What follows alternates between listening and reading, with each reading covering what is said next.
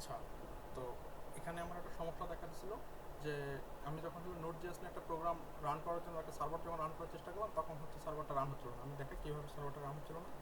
এখানে যখন আমি চেষ্টা করলাম সার্ভারটাকে রান করা, তখন এই জায়গায় প্রবলেম দেখালো হলো ইরর কোড দেখাচ্ছে হলো যে লিসেন অ্যাক্সেস পারমিশন নিয়ার 5000, অর্থাৎ 5000 পোর্টে আমার হলো ইয়েটা চলছে না, হলো নোট সার্ভারটা।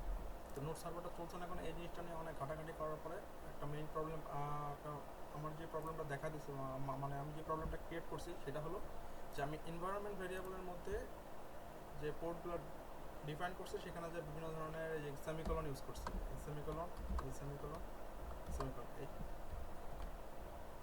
সেমিকলন, এই সেমিকলনগুলো উঠাই দেওয়ার পরে এখন যদি আমি এখানে হলো পোর্ট এই কমান্ডটাকে অফ করে দিয়ে যদি আমি আবার কমান্ডটাকে চালু করি, তাহলে দেখা যাচ্ছে যে এই app is listening on port 5000 command run হচ্ছে। এবং শুধু তাই না, এই পোর্টটা এখন অটোমেটিক্যালি কমান্ডটা রান হবে, যেমন ইন্ডাস্ট্রি জেএসের ভিতরে নাকি না সার্ভারের ভিতরে, হ্যাঁ সার্ভারের ভিতরে। যেখানে যদি আমি এখন লিখি হলো, এখানে যদি আমি লিখি যে সলভ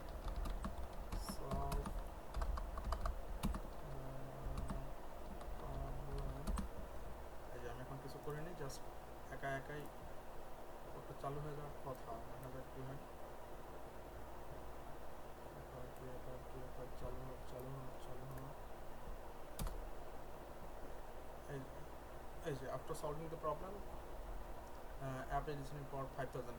এই একটা ছোট্ট একটা প্রবলেমের কারণে, ছোট্ট একটা সেমিকলনগুলো দেওয়ার কারণে মোটামুটি 1 ঘন্টার মতো সময় নষ্ট করে ফেলছি। তারপরে এখন আসে সলিউশনটা বের করতে পারলাম, যে কারণে ভিডিওটা করে রাখলাম যে আসলে এই ছোট্ট একটা সেমিকলনের কারণে যে ভুল হতে পারে। তো এই পর্যন্তই, দেখা হবে পরে।